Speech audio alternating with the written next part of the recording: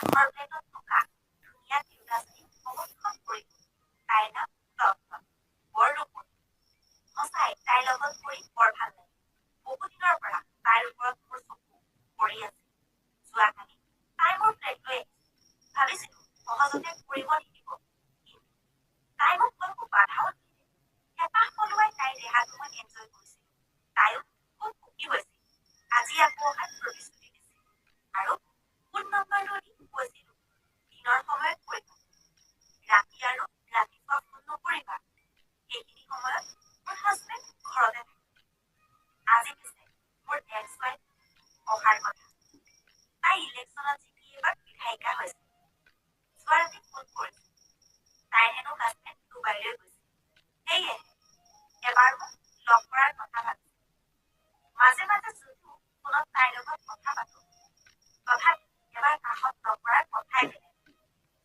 কালিৰজনী মোক ফোন কৰি অলপ আগতে সুধিছিল যাম নেকি বুলি মই তাইক সঁচাকৈয়ে কৈ দিলো যে আজি মোৰ এক্স ৱাইফ অহাৰ কথা তুমি আবেলি আহিবা তাইও বুজি পাই ঠিক আছে বুলি ফোনটো কাটিছিল ৰাতিপুৱাৰ সময়ত মই গা ধুবলৈ যাওঁতে মোৰ মেডজনী মোৰ লগত একেলগে বাথৰুমত সোমাইছিল বাথৰুমত সোমাই তাই কাপোৰ খুলি মূৰা দলিয়াই চুহিব ধৰিছিল ভাত খাবলৈ তাই উত্ৰাৱল হৈ আছে পিছে মই নকৰিলো আঙুলি সোমাই খজুতি যিমানে পাৰি দিবলৈ চেষ্টা কৰিছিল 11টা বজাত মোৰ এক্স ৱাইফ আহি পালে তাইৰ লগত দুজন পুলিচ আৰু এজনী ছেক্ৰেটাৰী প্লেটৰ ভিতৰলৈ আহি সোমাল ছেক্ৰেটাৰীজনীৰ আকৰ্ষণীয় চেহেৰাই মোৰ দৃষ্টি আকৰ্ষণ কৰিলে মোৰ চকু তাইৰ পৰা নতৰা হৈছিল মই তাইৰ সুকলম আৰু চেহেৰাটো মুখা কৰি থকা বুকুখন লোভনীয় চকুৰে চাই থাকিলো ইতিমধ্যে মোৰ এক্স ৱাইফে বেডৰুমত সোমাই গ'ল মই তাইৰ পিছে পিছে সোমাই গৈ দুৱাৰখন লাহেকৈ বন্ধ কৰিব দিলো তাই এখন নীলা ৰঙৰ শাৰী পিন্ধি আহিছে বৰ ধুনীয়া লাগিছে তাইক সুধিলো আজিকালি তোমাক লগ কৰিবলৈ হ'লে এপইণ্টমেণ্ট ল'ব লাগিব হয়নে নে নহয় তাই বিচনাত বহিছিলহে মাত্ৰ বহাৰ পৰা উঠি আহি খাবদি ধৰিলে তাইৰ গাটো বৰ গৰম হৈছে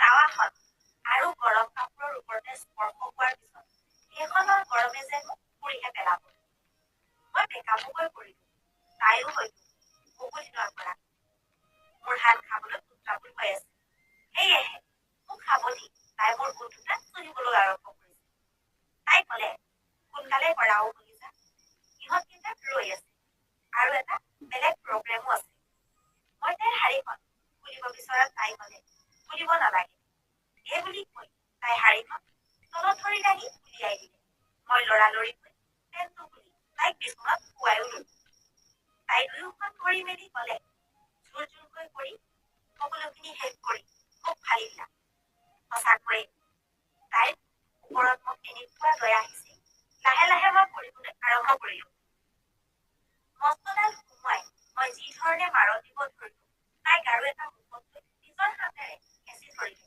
শব্দ নোলোৱাবৰ বাবে তাইৰ কঁকালত মই মজবুত হাত দুখেনেৰে জোৰকৈ ধৰি থাপ থাপকৈ পৰি থাকিলো শুক্লমূৰ্তি ধাৰণ কৰি একেৰাহে ঠান 10 মিনিট কৰিলো পানী ওলাই গ'ল তাইৰো পানী ওলাই ইতিমধ্যে ভিজাল কৰি পেলাইছে পৰা হোৱাৰ পিছত তাই তৎক্ষণাত উঠি বাথৰুম গ'ল পিছে পিছে ময়ো গ'লো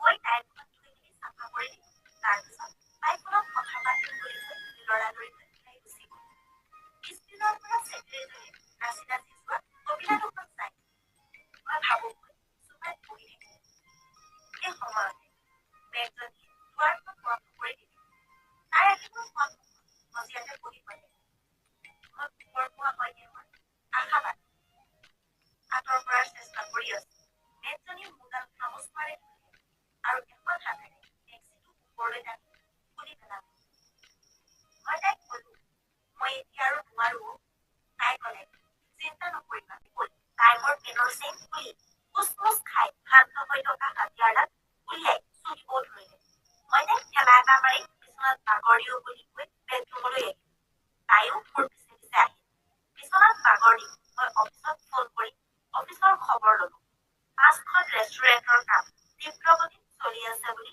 এমপিজনে জনালে। মই নোযোৱাৰ বাবে সকলোবোৰ খবৰ মই ফোনৰ দ্বাৰাহে লওঁ। অহা মাহত অপেনিং কৰা হ'ব বুলিও তেওঁ খাটাং বুলি ক'লে। ইপিনে মেটজনীয়ে মোৰ চোলাৰ ভিতৰেৰে হাত এখন সুমুৱাই বুকুখনত বালিচ দিবলৈ আৰম্ভ কৰিছে আৰু আনখন হাতেৰে মোৰ দাঁত উলিয়াই লৈ জোকাৰিও আছে। তাইৰ কৰ্মকাণ্ড দেখি মোৰ বিৰাট খং উঠিছে, কিন্তু তাইৰ অৱস্থাটো অনুমান কৰি খংটো দমাই ৰাখিলো। কাৰণ তাইও এজনী এতিয়াও ছোৱালী বয়সৰ তিৰোতা। বিয়া হৈছে যদিও বয়স খুবেই কম। কৰিবতো মন যাবই ন। সেয়েহে তাইক অলপ খং নকৰি 2 হাতেৰে সাৱত মোৰ ওপৰত শুৱাই লৈ তাইও কিজানি সেই মুহূৰ্তলৈকে বাট চাই আছে। তাই আৰু অধিক উন্মাদনেৰে মোৰ মুখখন খাব ধৰিলে। তাইক মই কলো, 2 ছেকেণ্ড ৰোৱা, মই তৎক্ষণাত আহি আছো। এই বুলি তাইক মই এৰি থৈ পাকঘৰলৈ আহিলো। মোৰ ডালতকৈও অলপ ডাঙৰ এটা চিঠা বেঙেনা লৈ আকৌ তাইৰ ওচৰলৈ গলো। বিচনাত অপেন দেহাটো সাপৰ দৰে বেকা বেকি ভাঁজ ধৰি পাগলীজনী শুই আছে তাই। ব্ৰিঞ্জলটো মই লুকুৱাই ললো আৰু তাইৰ অপেন গাটোৰ ওপৰত শুই তাইক সাৱটি ধৰি অলপ অলপকে খাব ধৰিলো। উদম কুকুৰ লাও দুটা মুখত ভৰাই চুহিলো। তাইৰ আঁঠু দুটা ভাঁজ কৰি ভৰি দুখনত মেলি ললো আৰু তাইও মোক সুবিধা কৰি দিলে। মই কমলাটো চুহি চুহি সেইখনৰ ফুটাটো বেঙেনাটো সুমুৱাই দিলো। লাহে লাহে গোটেইটো সুমুৱাই ভিতৰতে ইফালে সিফালে ঘূৰাই তাই পাগলী কৰি দিলো। তাই চিঞৰিবলৈ আৰম্ভ কৰিও দিলে। তাই চকু মুদি কেৱল আহ আহ কৰি থাকিল। ইমানেই উত্তাৱল হৈ আছিল যে ভিতৰলৈ বেঙেনা সোমাইছে নে কি নে মোৰ হাতীয়াৰে একো ভাবিবলৈ আহৰি পোৱা নাই। কমলা দুটা চুহি চুহি তাইক মই আৰু বেছি পাগলী কৰি আছো। গোটেই বেঙেনাটো সুমুৱাই জোৰ জোৰকৈ পুৰা মাৰি দিলো। তাই মৰিলো ঐ কিন্তু বেঙেনা বুলি খুন্দিয়াবলৈও ধৰিলে। এইবাৰ তাইৰ আৱাজ বেলেগ মানে ভীষণ বেলেগ। চিঞৰি বেঙেনা বুলি গম পাই হাতখনেৰে বেঙেনাটো তাই উলিয়াই আনিলে আৰু দীঘল দীঘলকৈ উশাহ ল'ব ধৰিলে। কিছু সময় পিছত তাই ক'লে, লাহে লাহে সুমুৱাই দিয়া আৰু গোটেইটো সুমুৱাই নিদিবা। এইবুলি কৈ তাই মোৰ দাঁত মুখত ভৰাই ল'লে আৰু মই বেঙেনাত তাইৰ দাৱাখনেৰে সুমুৱাই দিলো। পানী ওলোৱাই বাহিৰ কৰি খুচি খুচি তাইক ওলাই গলো। কিছু সময় পিছত তাই ফ্ৰেছ হৈ আহি মোক ক'লে, আজি একো বনাব নোৱাৰো, বহুত ভাগৰ লাগিছে। যি কৰা অনলাইনতে অৰ্ডাৰ কৰা, মই কাম বন কৰিব নোৱাৰো দেই। মই হ'ব দে বুলি কৈ লেপটপটো উলিয়াই ললো আৰু ৰিকাক ফোন কৰিলো। ৰিকাই ক'লে, ছোৱালী এজনী আছে, চাকৰি দিব লাগে। মই ক'লো, কেনেকুৱা ছোৱালী? তাই ক'লে যে তাৰ বয়স হয়, ধুনীয়া ছোৱালী। মই তাইক ক'লো, 2 দিনমান পিছত মোৰ ফ্লেটলৈ লৈ আহিবা, মই চাই ল'ম। সুধো নুসুধোকৈ সুধিয়ে দিলো, কৰিব দিবনে? ৰিকাই ক'লে, আপুনি সদায় এৰিব জানো?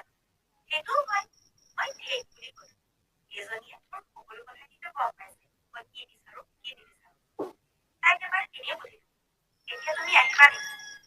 তাই ক'লে, কিয় যাব লাগে? তাইকে লৈ যাম, দেখিলে আপুনি পাগল হৈ যাব। মই ক'লো, হয় নেকি? বাৰু কালিতো কালি দেখা যাব, তুমি এতিয়া আহা এবাৰ। তাই ক'লে, হ'ব মোৰ বস্তুখন সাগৰ বনাই দিছে। বয়ফ্ৰেণ্ডে দেখি চক খাই গৈছে আৰু মই আপোনাৰ হাত নাখাওঁ। মোতকৈও ধুনীয়া ধুনীয়া ছোৱালী আপুনি পাব আৰু এজনী অলৰেডি আহি আছে। আপোনাক কালিলৈ লৈ গৈ আছো। মই তাইক ক'লো, কাইলৈ নালাগে, পৰহিলৈ আহিবা। তাই ঠিক আছে বুলি কৈ ফোনটো কাটিলে। তাইও বৰ ধুনীয়া ছোৱালী, মোৰ ইমান ভাল লাগে তাইক। ক্ষীণ ছোৱালী, যেনেকৈ মন যায় তেনেকৈ দিব পাৰিছে। এতিয়া তাই অলপ ভয় কৰা হৈছে। মাজত এবাৰ গৰ্ভৱতী হ'ল, মোৰ হাত খাই খাই। আবেলি আকৌ মোৰ ফ্লেটৰ জনীও আহিম বুলি কৈছে। তাইৰ প্ৰেমক নতুনকৈ কৰাৰ দৰে হৈছে। তাই যদি বিচাৰে তাইক নিৰাশ কৰিব নোৱাৰি। মই পিছে আজি নাহিলেও ভালেই পাওঁ। ৰিকাই কোৱা ছোৱালীজনীৰ কথা মন গৈয়ে দি আছে। ছোৱালীৰ নোহোৱা ছোৱালী কৰাৰ মজাটো মই বৰ ভাল পাওঁ। পিছে তিৰোতা হ'লেও মোৰ এক্স-ৱাইফ আৰু নতুনকৈ পোৱা মোৰ ফ্লেটৰজনে কথাই বেলেগ। ইহঁতৰ লগত কৰি সেই মজাটোৱেই পাওঁ। কিন্তু নতুন হ'লে অলপমান বেছি ভাল লাগে।